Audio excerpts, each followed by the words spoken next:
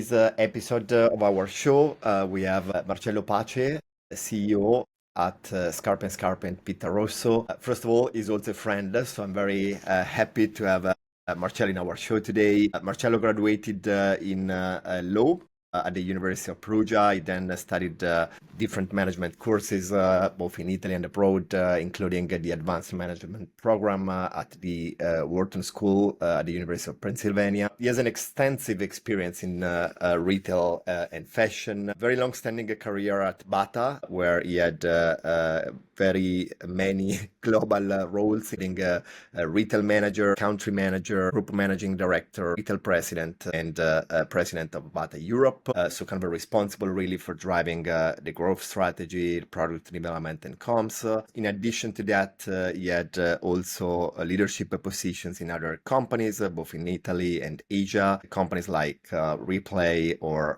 Benetton. Currently, he's CEO, as I said, of two leading footwear retail companies in Italy, Scarpe and Scarpe, since September 22 and PittaRosso since October 2024. So Marcello, is really nice to have you in our show. Thank you for your time.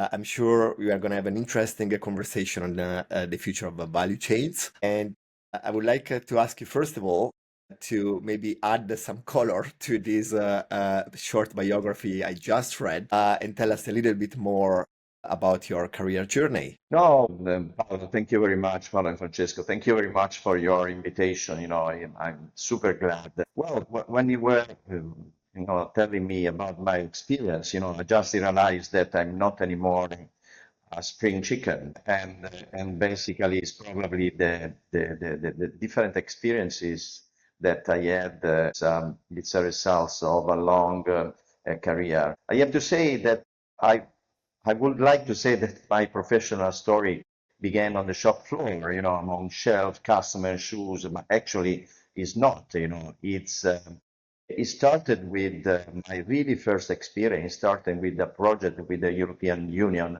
and where the European Union was promoting entrepreneurship in Italy, in the depressed area of Italy. And, I was basically doing one business plan every week.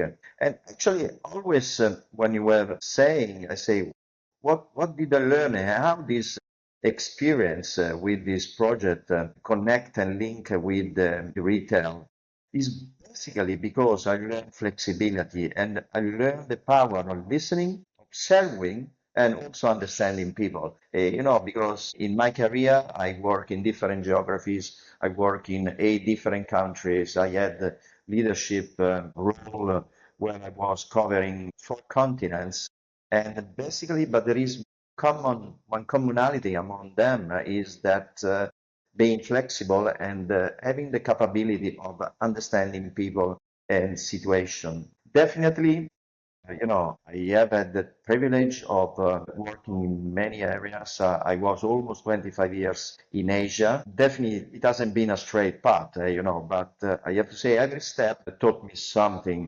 And the thing that always carry with me is that I never stop learning and never stop listening. I always say to my people and to the sales staff when I go around the shops, that I have many questions, but I don't have all the answers. But the answers are there, and just we have to be able to capture them and eventually to translate them in opportunities. Fantastic. No, that is an amazing overview, especially on the learning side about never stop learning. So thanks for sharing.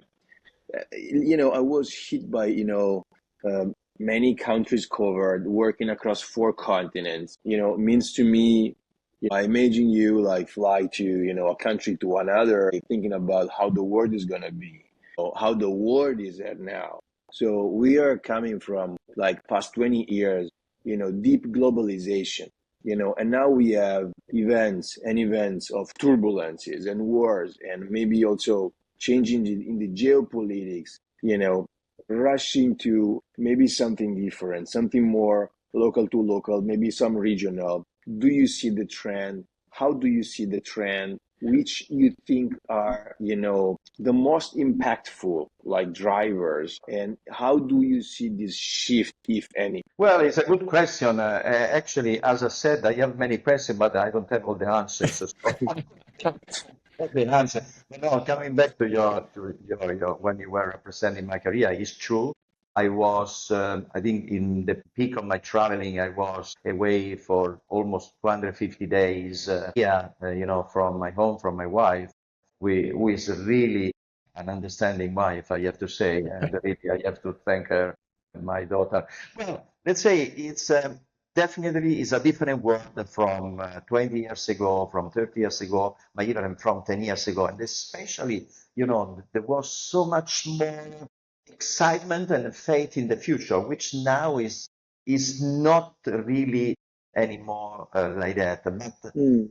it's globalization isn't over, and this is has to be really clear. Is definitely evolving. The point is how this globalization is evolving, but the supply chain is definitely global, and we have to see how to structure ourselves in such a way that is we are able to get the best from this different world. We now see, let's say, a much more balanced model, a global where it brings value and the regional where it should bring resilience and somehow flexibility. I have to say that in footwear is a little bit different compared maybe to other industries, especially for an Italian-based company. In the footwear industry, the supply chain is definitely global. China is the place where you can source everything from the material, from the soles, from the buttons, from the laces. In Italy, we used to have a very strong supply chain,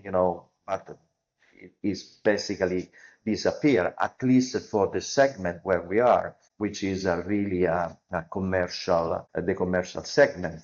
We want to democratize the shoes. We want to democratize the good shoes. So we are not in the luxury. So that means that Italy is more and more difficult to source. However, this balance model, it means that still China is a strong base, but many other countries like Bangladesh, Pakistan, India, Turkey for a while seems possible to do something, but it's very unstable as a base. But definitely since COVID, we see ourselves looking for even in China, looking for a different kind of suppliers that are able to respond in a very different way compared to the past. The key for us right now, with all this uncertainty, is to move faster and to find a supply chain that is able to respond to this. And of course, this has to be moving faster. It's not just fast by itself, but we have to drive also with both efficiency and responsibility. But I'm sure that we will talk Yeah. later about these 2 points. Absolutely. Very, very interesting, Marcello. I guess Francesco, in posing the question, in a way, was indicating some drivers that are at the base of these changes that we see in value chains. He was mentioning the geopolitics, but also, for example, pure market reasons for maybe producing closer to the markets you wish to serve, and possibly other factors like sustainability factors. So I guess in your view, what are the key drivers that today are really impacting, and at least, for example, with reference in your Well, definitely, it's several forces are at work here. I always like the rule of three. Definitely the geopolitical instability, rising costs for us, especially in our area where we are very cost sensitive. The rising cost is an issue, and the changing consumer expectation. So basically, and the last one is not the last one, but is the most important one. Mhm. And the businesses, our business, can no longer afford to show no pact or behaviors. We need speed and agility and lots of courage to reinvent ourselves in order to respond to this kind of tension. The different probably from when I started to work, that at the time you find something right, and it would last, I don't say forever, but it would last for A period seasons, of time. years, and you find something right and you are happy because you know that for at least, let's say, 3, 4 seasons, you will work along the success of that project. Well, unfortunately, it's not anymore like that. Always you need to reinvent yourself again and again and again. Yeah. Inside the season itself, you have to reinvent a few times. So it's definitely, a different set of challenge. And as you know, Marcello, I'm very passionate about the topic of sustainability, and I'm wondering, do you see like environmental, social, and governance factors coming at play as well in this type of value chain considerations? Well, let's say that I think sometimes I have to say less and less right now, but always say ESG is a trend, is a fashion, is the fashion of the moment. Well, ESG is not a trend, it's a direction. And every decision that we take on the value chain definitely must answer 3 questions. Is it sustainable for the planet? It is fair to the people and is transparent to the shareholder. And especially company like us, which are the big company, we are the biggest footwear retailer in Italy, have it's compulsory for us to answer those 3 questions because, and why it's compulsory? Because it is. So it is not questionable, and it's not just the question. It's a marketing gimmicks or whatever. Yes, we can add the storytelling. We say that the customers are not buying just the product but the story, and with this one we can create a story. First, we have to do because it is right. We have to leave a legacy, and I really like to leave a legacy later. Fantastic. Fantastic. So let me understand from a supply chain point of view, the main aspects are the agility, the flexibility to customer, the changing the needs. Even if you find out the right one doesn't last more than shorter and shorter time, as you said, especially compared to past. And, that could be a pain as well as a market trend.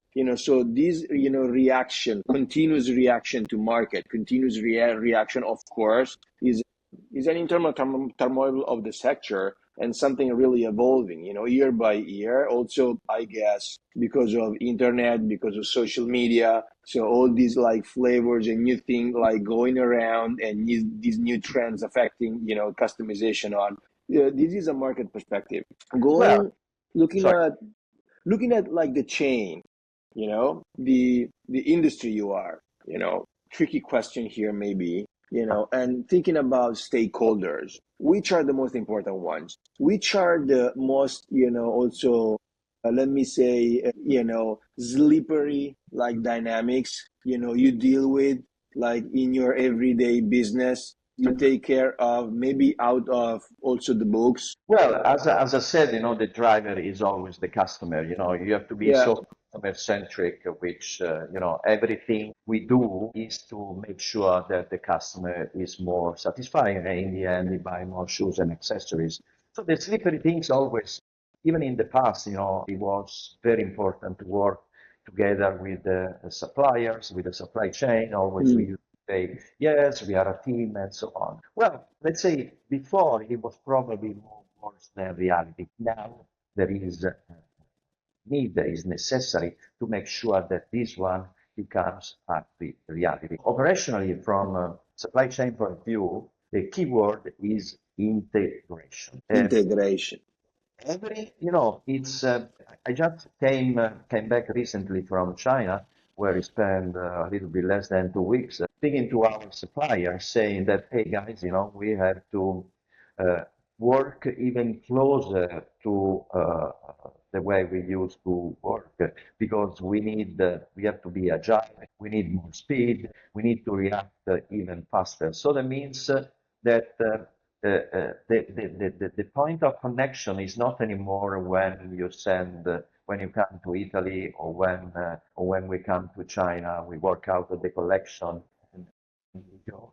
It's every action, everything that we do have to, be able to make our company, our business, our collection be faster. Yes. So when you say, sorry, let me chime in here. When you say integration, means sharing plans, because sharing plans is reducing risk and going faster, right? Yes. That is the vision. Yeah, Okay. there is division. It means that we are connected at any level. Our suppliers have access to our system. They see real time, every second, what we sell, we don't sell. Every time with the key strategic club suppliers, every week we do a review of the sales in order to understand not only where the direction is going for the future, where it's going right now, and in the case to react faster when it's possible to react faster. So it's like externalizing our production department. There is only one way to win right now is to work. And it's also cultural, Marcello, because if I think about, I don't know how many companies I work with, when it was about like sharing plans, sharing informations, it's always, what, I don't want it, because I'm revealing how much I'm gonna sell, where I'm weaker, when I'm stronger. You're still in the country. Sharing plans makes everyone in the chain like stronger. So it's a cultural shift, and it's so important to share. It's absolutely a cultural shift, and especially for retailer, where we, Yeah, super the, exposed. the news or the info about Yeah, tools that sold more than other is yeah. like the third secret of Fatima. Yeah, I always believe in being transparent. Sometimes it's surprise that we surprise our suppliers, but there is only one way to do business, to be transparent. In any case, if I am one step ahead, even if I share my information, I will Yeah. go step first. So it's absolutely, and especially in the Italian, let's say in the Italian community, we have to be on the forefront of this transparency and sharing information. So maybe everybody will learn, and there will be much more circulation of ideas. And in the context of these, I guess, changes, Cello, have you, seen in your sector or in another sector, real experiences of a value chain restructuring? And I don't know, maybe an example that you can share with our audience? Well, it's we have many examples, and especially thanks to technology. It's you know, we are really doing some progress. Maybe, we have an example that, probably it's not new, but for us, it was a dramatic shift, using our stores as a local fulfillment hubs. That was really an incredible job for us. And even in this case, because the cultural shift, there is not only among the sector, but there is among the people that working in the sector, even, and a store manager, convincing a store manager, to move some of the stock, it's like, I don't know, convincing, my daughter when she was small to do something that she didn't want, because so that you had to change the approach of this one. And it wasn't easy, but it's now starting to make really a difference. And another change in the react to the value chain is the use of AI. We started to use AI in 2019, and you cannot imagine at the beginning the buyers. Is the buyers the reaction of the buyers to the suggestions coming from AI in terms of management of the value chain. I think I never had more fighting than that. But and now after so many years, and especially because now let's say AI became fashion, and everybody's using from ChatGPT to DeepSeek, so everybody is a bit more familiar. So now, they start to see the value behind, they start to accept, I think the changes that you do, most difficult part is to change the mindset, is to change the cultural approach, and when you start to change the mind of the person, all the rest follows easily. Yeah, that's so interesting. And that's the area where I like to pivot, like at now, something like, I guess year over year and multi-year experience across a lot of places. You met a lot of people, and can you tell us a couple of initiatives you are super proud of? You know? Well, super proud. So basically, I have to say, few initiatives in different areas. Definitely the introduction of AI when nobody was talking to AI. It was really Yeah, incredible. And especially, I was proud not of introducing AI because that is a decision, but to follow the suggestion of the AI. This is yeah, even more difficult because I still remember when we used the AI for the first time for markdown for the off-season items, and the suggestion from AI were exactly the opposite we used to. I used to do markdown by myself, and I would have done exactly in the opposite way. I tell you that following that, it was an act of faith. Anyway, I'm coming from Assisi, so I'm very, I am in the spiritual world. I know dogma and I know things, and so it was like, believing in something which is really. It was difficult at the beginning of this one, and that's probably recently it was one of the most important activities that I'm really proud of in this one. And another one, I have to say, but is probably is in a different field. It's about involving, but really involving the store managers who Hmm. knows the customers, smell the customers every day, and they understand the market. To involve them in the process of managing the value chain. So calling them, asking them how they see the future, and listening, but real listening to them. And that is really it's another area where I think we made a difference.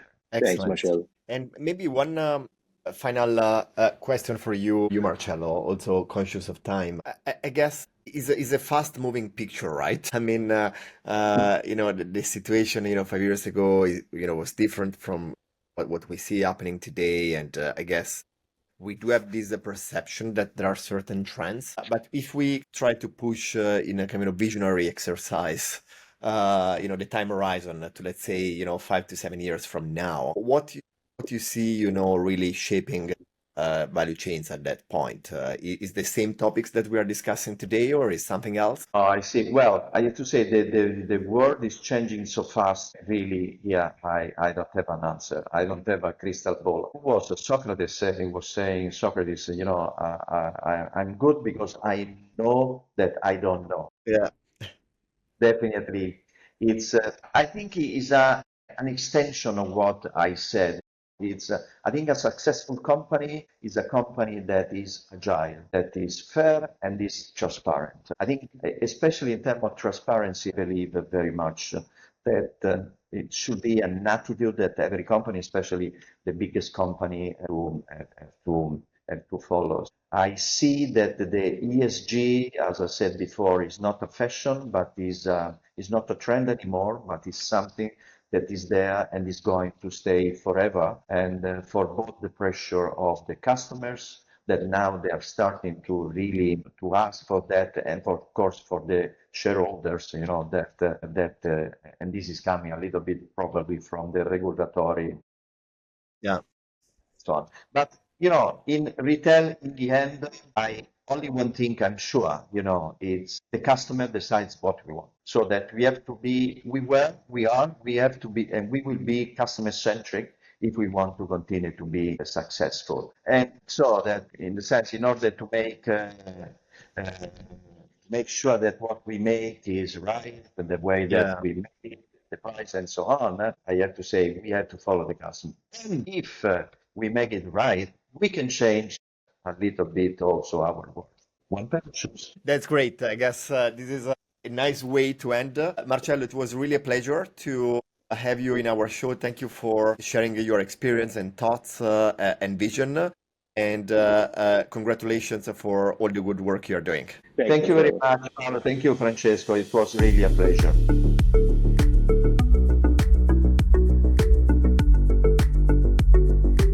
Thank you for listening to this episode.